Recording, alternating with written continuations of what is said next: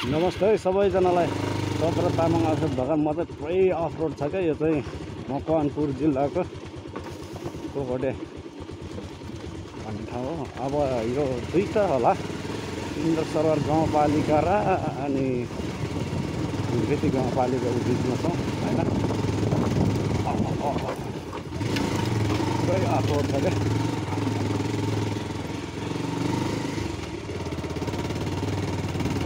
हेरौँ फेरि पनि सबसँग अलिकति सफलता यस्तै भयो गाई छ र ल इन्द्र सरोवर तालको चाहिँ ऊ भनेको यही हो स्विमिङ। ल नेचुरल स्विमिङ ल हेर्नु गयो देख्नुभयो यो चाहिँ सबै नेचुरल स्विमिङ। अहिले चाहिँ कोही पनि रहेन छ, अहिले अलि जाडो बढायो होइन, त्यही भएर swimming natural swimming pool hotel and lodge पनि छ अरे हो। लजको पनि व्यवस्था छ यहाँ र बाटो चाहिँ कति छ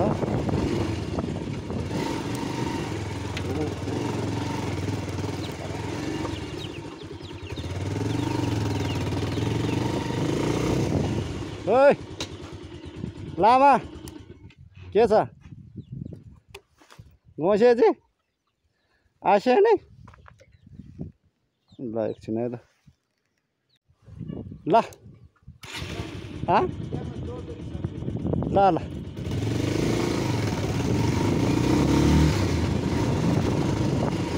15-16 वर्ष पछि स्कुलको दोस्तीहरू घराइसिकामा बसोबास रहेछ होइन। यही होला नेचुरल स्विमिङ जाने बाटो। म चाहिँ गाविस जमाएर हो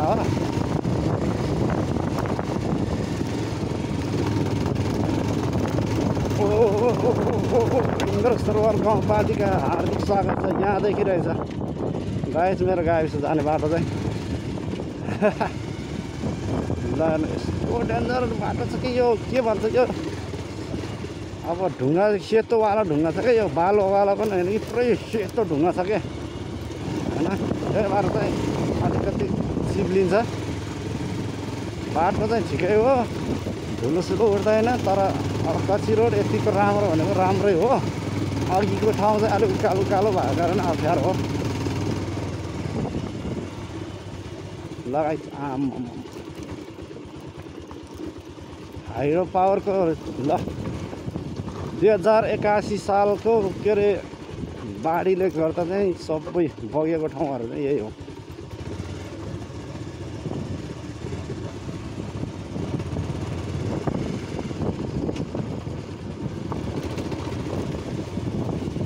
खासै यो ठाउँको चाहिँ साथीहरू यसो स्कुल लाइफको साथीहरू मात्रै चिनिन्छ, अरू भने चाहिँ कोही पनि चिनिँदैन। किनभने म पनि अब हिँड्दैन होइन। त्यही भएको कारणले चाहिँ यो एरिया चाहिँ अलिकति म पनि त्यति हिँड्दैन क्या। हाइड्रो पावरको लाइनहरू हेर सबै काटेर राखेको छ यार। ल हेर्नु अब छैन हाइड्रो पावर त सखाप एउटै केही छैन, ध्वस्तै हो नि त। अनि कुलेखानीको खोला भनेकै यही हो। अस्ति कुलेखानी खोल्दाखेरि उँभो भएको अरे है त।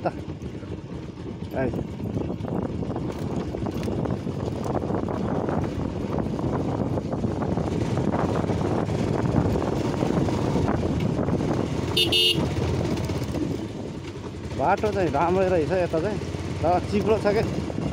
चिप्लो चाहिँ अति चिप्लो छ किनभने अब यो सबै ढुङ्गा माथि हो क्या। यो बाटो भनेको पुरै ढुङ्गै ढुङ्गा होइन। अब यहाँ यो एरिया भनेकै ढुङ्गाको मात्र। ल हेर्नु कुलेखानी आम्म कहाँ माथिसम्म पुगेको रहेछ। अनि ल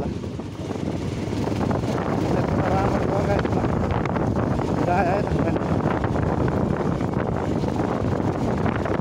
म के अरे गाविससँग चाहिँ अब यसो काम भएको कारणले गाविसतिर यसो माछा मार्नु खोलामा माछा मार्नु हो। अन्त खोला चाहिँ कसो त यस्तो सफा रहेछ अहिले चाहिँ, क्रसरहरू बन्द भएर हो कि ए रोडै छैन त यार, रोड त खोलामा रहेछ।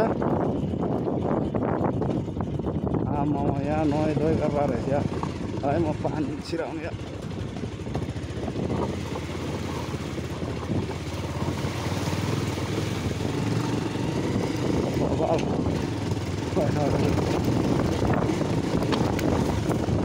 सब भात केही छैन, यो चाहिँ पहिला माथि थियो रोड है, अहिले चाहिँ यहाँ स्विमिङ बनाएछ।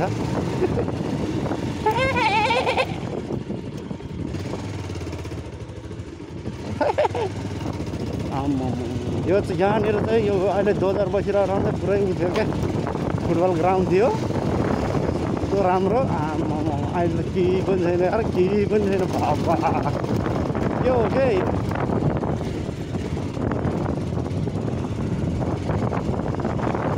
खोला कहाँ थियो, खोला कहाँ गयो खोइ, मैले खोलै देखेन यार, बगर मात्रै देखेँ त।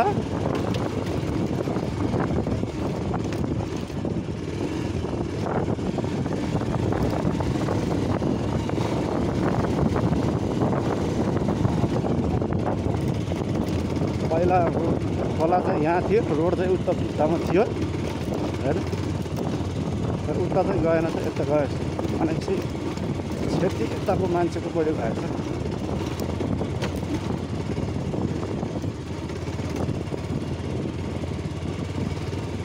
स्विमिङ पनि खेलेर जान मन थियो, अब एक्लै छ होइन, एक्लै के स्विमिङ खेल्नु, झ्याउ लाग्छ मलाई एक्लै स्विमिङ खेल्नलाई।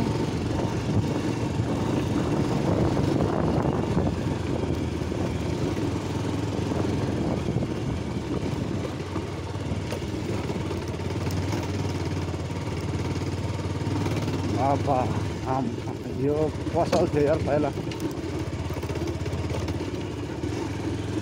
अहिले भत्काइ छ अलिकति, दुईवटा पुरै भत्किन्छ होइन।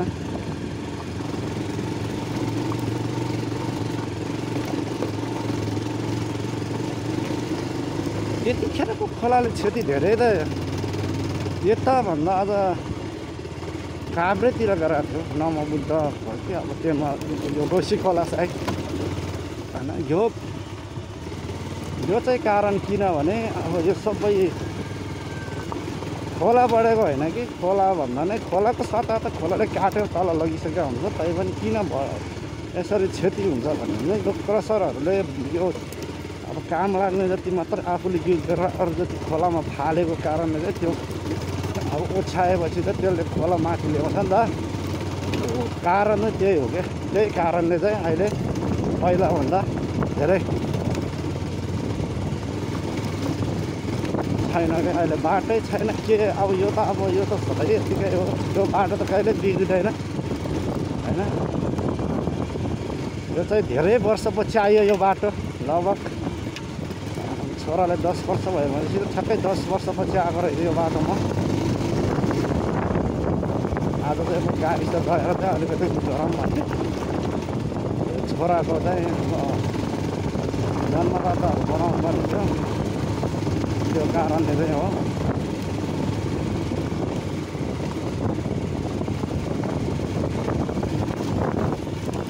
अहिले अब गऱ्यो भने जन्मदाता त बनाउने, बनेन भने चाहिँ अब विवादको त्यो पहिला बिग्रेकोहरू सबारेर ल्याउनु पऱ्यो भन्ने मात्रै हो।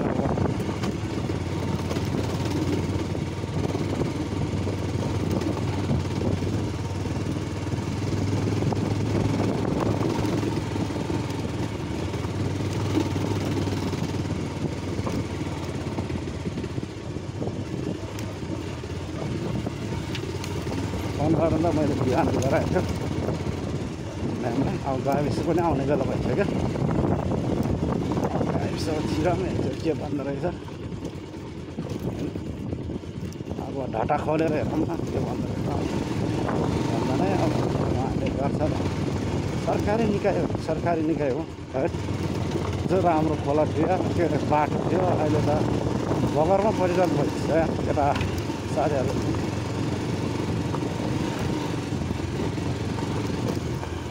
म त गाविस बढी लाग्छ।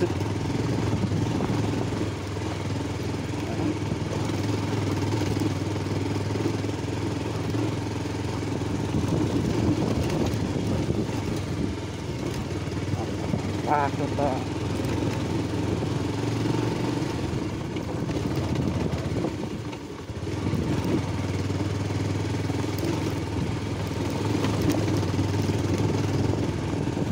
अब हेर अब यहाँ अब पहिला स्कुल थियो बिचरा अहिले स्कुल पनि क्यान्सल भएको जस्तो छैन जस्तो छ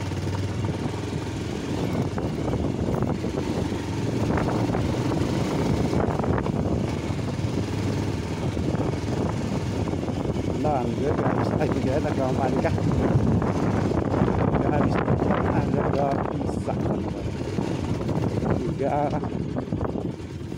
गाउँपालिका अरे अहिले त नगरपालिका होइन गाउँपालिका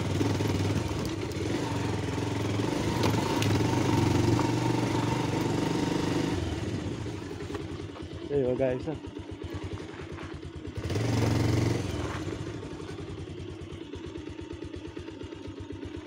गाविस चाहिँ यही जस्तो